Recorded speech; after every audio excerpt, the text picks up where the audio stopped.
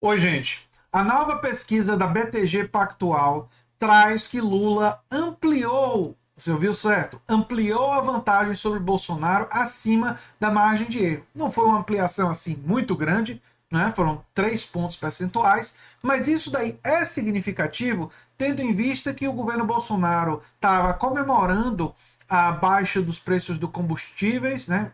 Aconteceu uma redução do preço, então imaginava que isso teria um impacto, praticamente não teve, e também estava comemorando a aprovação da PEC, conhecida como PEC das Bondades, ou PEC Kamikaze, ou PEC do suborno e do estelionato eleitoral, é um outro nome que a gente também pode dar para essa PEC, né, que busca gastar mais de 40 bilhões de reais em ajuda social que não gastou e não priorizou durante toda a gestão Bolsonaro, mas em cima da hora da eleição, aquele aluno que não estuda, nunca chega na véspera e resolve passar o dia todo, né, estudando na véspera para tentar ver se passa de ano, né?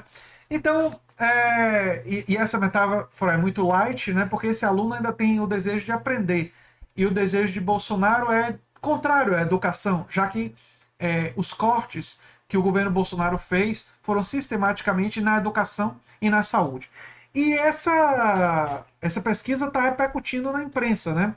Lula tem 44 contra 31 de Bolsonaro. No segundo turno, Lula venceria com 54 contra 36. A Veja repercutiu aqui porque a nova pesquisa é desastrosa para Bolsonaro, né?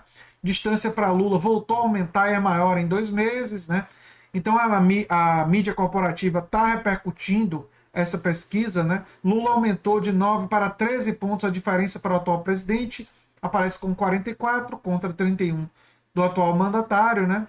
Na última rodada, Lula tinha 41, ele subiu aí 3 pontos, né? Bolsonaro tinha 32, caiu 1 ponto. Né? Ciro Gomes se manteve com 9 e Simone Tebet foi de 4 para 2. Simone Tebet perdeu popularidade, perdeu o terreno, né? E aqui a pesquisa por idade e tal. Vamos dar uma olhada nos números e analisar esses números dessa pesquisa, né? Aqui tem a metodologia, né? Foram 2.000 entrevistas e tal. Mas vamos olhar esses números aqui dos muito interessados. Muito interessados 35, interessados 28, né? Pouco interessados, mais ou menos interessados 15, e aí os pouco interessados foram poucos aqui, vocês veem, né? Na série histórica, deixa eu só aumentar aqui um pouco o tamanho e chegar mais perto, né? Na série histórica, o grau de interesse, né, se manteve relativamente estável, né? No cenário, deixa eu reduzir um pouquinho, cenário espontâneo, né? No voto espontâneo, Lula tem 40%, Bolsonaro 30%, né, 10 pontos de frente. Cenário espontâneo é quando os candidatos não são apresentados, né? Na série histórica do voto espontâneo, uma certa estabilidade, né? Lula teve um salto aqui, ó, de abril para maio, bem significativo, mas depois desse salto de abril para maio, se manteve ali com uns 40%, né? Bolsonaro também teve um aumento aqui de março para abril, em 3 pontos, mas depois ficou oscilando e se manteve mais ou menos estável também, né? Deixa eu ver os outros candidatos. Ciro Gomes oscilou aqui no cenário espontâneo, né? Mesma coisa. O cenário estimulado é quando os candidatos são apresentados, 44 contra 31. Eu já tinha apresentado esses números. Ciro com 9, né? A Simone Tebet com 2. A intenção de voto estimulada, vamos lá. Vocês veem aqui também uma certa estabilidade, né? Oscilação aqui em geral dentro da margem de erro. Aí ele caiu para 41, já abaixo, ultrapassando a margem de erro e volta a subir acima da margem de erro Lula, né? O Ciro Gomes teve 9, 9, 9, 9, 9, 8, 9, 9, 9. O Simone Tebet chegou a pontuar aqui 4 e caiu para 2. Então a queda significativa aqui da Simone Tebet, né? A intenção de voto estimulada por perfil, né? Vocês podem depois olhar esses dados, eu vou deixar no comentário fixado. Mas esse número aqui é que é o número mais importante, da certeza de decisão de voto no primeiro turno. Olha, 75% dos eleitores dizem que tem certeza do voto. 24% dizem que não tem certeza, né? E 2% não responderam. O que significa que um índice de certeza bem significativo, né? E a certeza do voto estimulado do Bolsonaro, ou seja, você vê um voto consolidado na direita ali, no Bolsonaro, de 85%. Então, o voto no Bolsonaro parece ser bem consolidado pelos grupos de WhatsApp, pelo pessoal negacionista. Esse pessoal está só consumindo material dentro desses grupos e parece que já estão consolidados. Lula também vê uma consolidação forte, com 83% do voto consolidado. O pessoal que não vota, esse não está tão consolidado, né? 49, 44.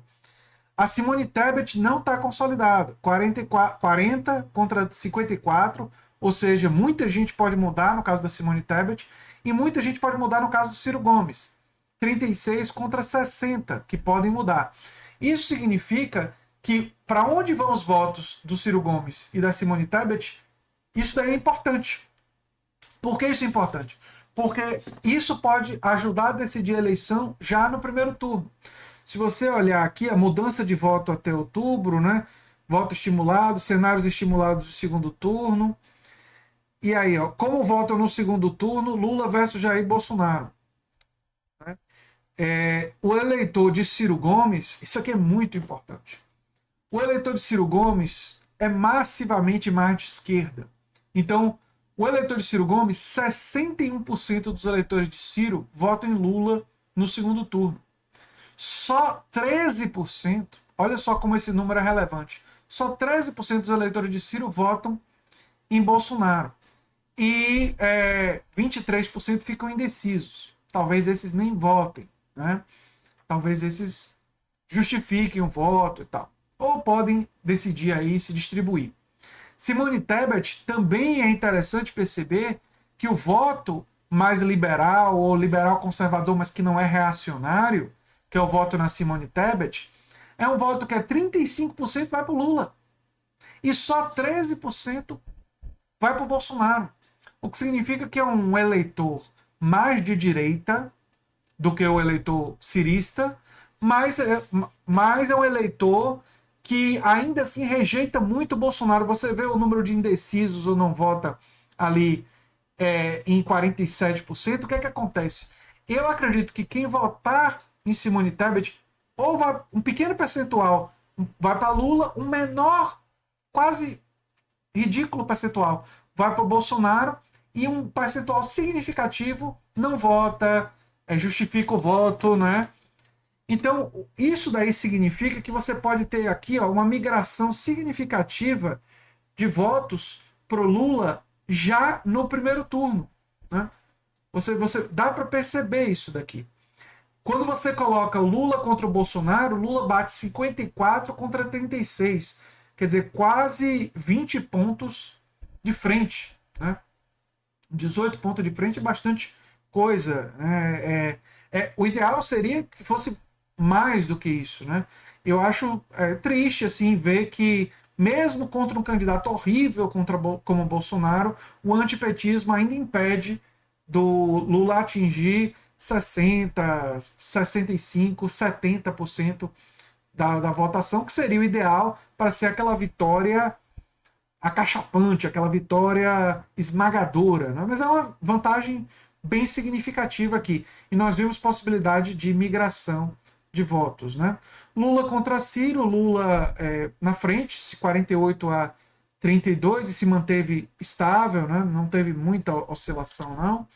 Lula contra Simone Tebet, Lula 54 contra 25. Por que só 25?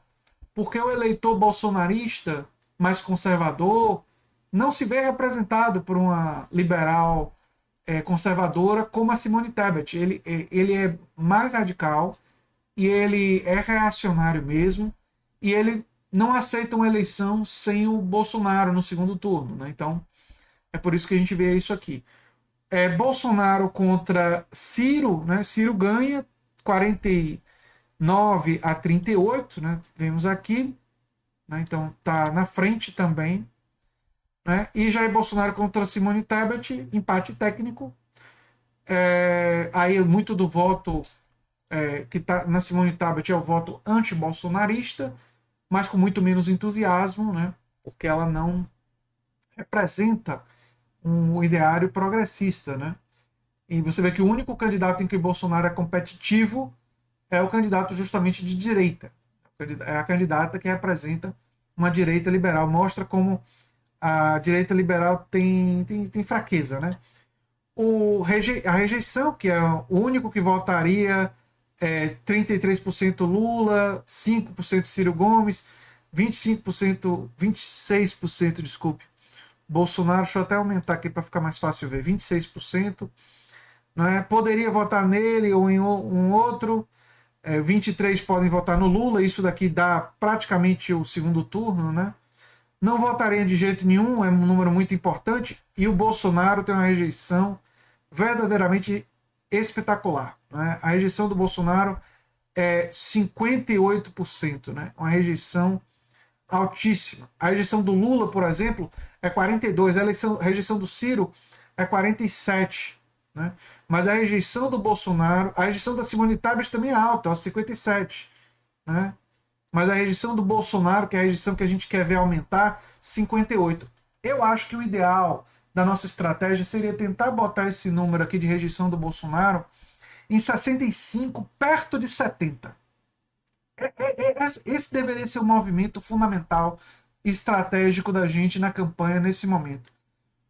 E olha, se você parar para pensar que está 58, você jogar esse número aí para mais do que 60, são só 3%.